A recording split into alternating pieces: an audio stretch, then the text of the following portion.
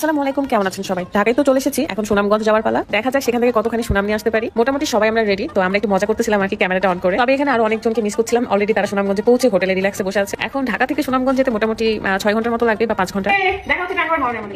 ইচ্ছে মতো মজা করলাম, তারপরে বের হয়ে যাচ্ছি সবাই। এদিকে রুকাইয়া মশা মারার র্যাকেটটা নিয়েছে, সেটা কোনো মতেই ছাড়বে না। দেরি না করে সবাই যে যার লাগেজ নিয়ে বের হয়ে পড়ি। এন্ড আজকে পুরো রাস্তাটা ভাইয়াই ড্রাইভ করবে। এর আগেও আমি ভাইয়ার গাড়িতে সাজেক থেকে ঢাকা এসেছি, এন্ড আবারও ঢাকা থেকে সুনামগঞ্জ যাবো। তো ভাইয়া অনেক বেশি লং ট্যুর পছন্দ করে, সে নিজেই ড্রাইভ করে। মাশাআল্লাহ, ভাইয়ার অনেক বেশি অভিজ্ঞতা এই ব্যাপারে। আর আমার মেয়েটা যেখানে বালি পায় সেখানে খেলতে নেমে পড়ে। যাই হোক, রুকাইয়াকে ভুলে ভালে হাত পা পরিষ্কার করে গাড়িতে উঠালাম। এন্ড আমরা অনেক বেশি এক্সাইটেড। আর যারা সুনামগঞ্জ অলরেডি পৌঁছে গেছে তাদের সাথে মিট করানোও এক্সাইটেড। মোটামুটি 3 ঘন্টা পর একটা পেট্রোল পাম্পে দাঁড়ায়, সেখানে ভাইয়া তাদের কাজগুলো করতেছিল, আমি তেল নিচ্ছিল। আর এদিকে রুকাইয়া মাটি পেয়ে আবারও সে খেলাধুলা করতে লাগছে। টুক করে আমি একটা টিকটকও করে নিলাম। দেখেন, রুকাইয়ার ফারাজকে খুঁজেই পাওয়া যাচ্ছে না। তারা মনে হচ্ছে কত খুশি এই মাটিগুলো পেয়ে। আমরা খুব একটা বারণ করিনি, কারণ বাচ্চা মানুষ মাটি নিয়ে তো খেলাধুলা করবে। আর আমার পেট্রোল পাম্পটা বেশ সুন্দর লেগেছে। এর মধ্যে রাস্তার বিভিন্ন জায়গায় এরকম পানি জমেছিল, যেটা দেখে আমি তো অবাক হয়েছি এবং ভয় করছিল যে রাস্তার কোথায় কি আছে বোঝাও যাচ্ছে না ঠিক মতো। আল্লাহর রহমতে ভাইয়া পুরো রাস্তাটা সুন্দর করে ড্রাইভ করেছে। এই রাস্তাগুলো নাকি অনেক বেশি সুন্দর, মানে আশেপাশে পাহাড় দেখা যায়। তো সেটা মিস করেছি, দিনের বেলা হলে হয়তো দেখতে পেতাম। মোটামুটি 12:30 একটা দিকে আমরা সুনামগঞ্জ পৌঁছে যাই এবং এখানে একটা হোটেল উঠি, রয়্যাল ইন নাকি ভালো হোটেল। তো সেখানে সবাই উঠেছিল, এই যে আমার সঙ্গী সাথীরা, আরো আছে যারা ঘুমিয়ে গেছে অলরেডি। ইনশাআল্লাহ নেক্সট ভিডিওতে আপনারা সবাইকে দেখতে পাবেন। প্রচন্ড ক্ষুধা লাগছে আমাদের, কিন্তু এই সময় কোনো দোকান বা হোটেল কিছু খোলা ছিল না। কিন্তু পরে শুনি তৃষার কাছে ভাত তরকারি ছিল, কারণ সে খাওয়া বাদ দিয়ে হোটেল থেকে নিয়ে এসেছে। যেহেতু সকাল অবধি আমরা থাকবো, তাই দুইটা রুম আলাদাভাবে নিয়ে নিই। ছেলেরা নিচে শুবে, মানে রাত আর ফাইম ভাইয়া নিচে শুবে,